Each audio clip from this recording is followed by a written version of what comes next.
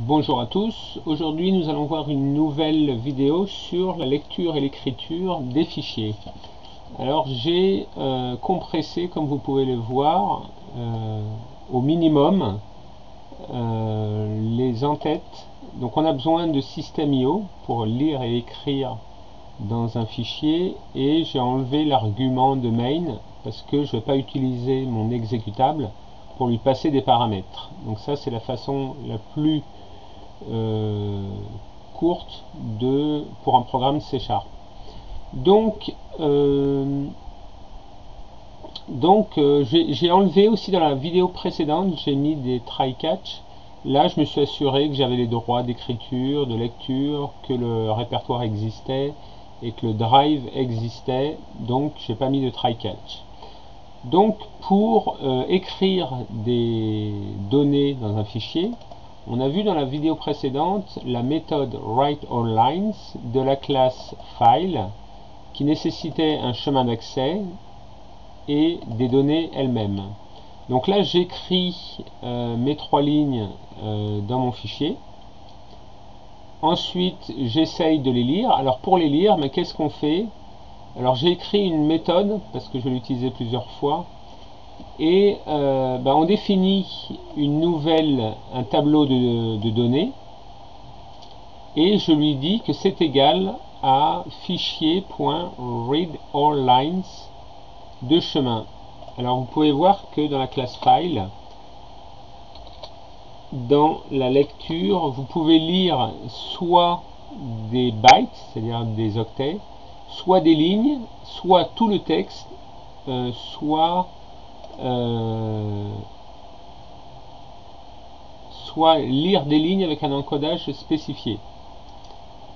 Alors moi ici, alors on verra que on peut lire par exemple toutes les lignes, tout le texte, si on veut mettre ça par exemple dans un text box ou un rich text box.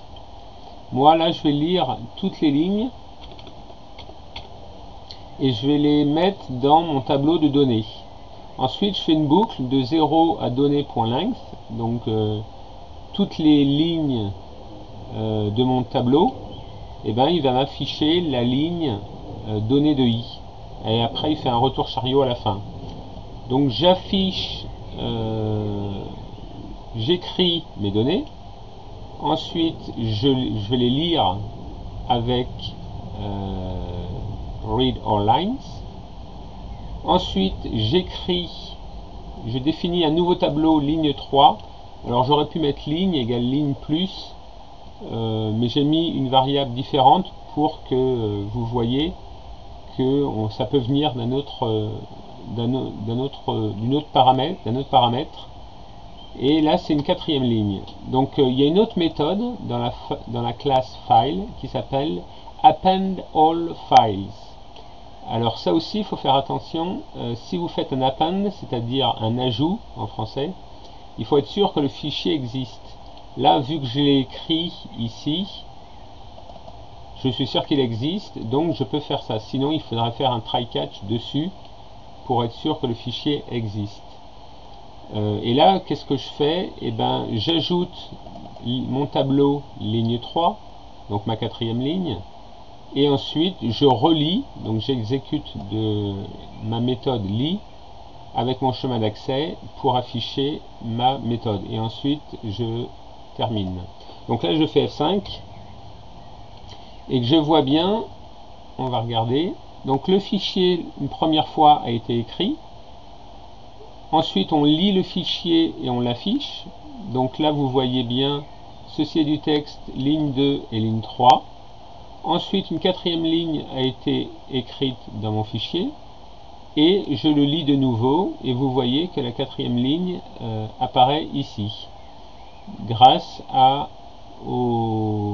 la méthode AppendAllFiles de la classe File. Voilà, donc ça c'est une façon de rajouter du texte dans des fichiers. Dans une prochaine vidéo, on va voir d'autres notions et d'autres exemples. Si vous avez des questions, n'hésitez pas à les poster sur YouTube. Sinon, à bientôt pour une prochaine vidéo.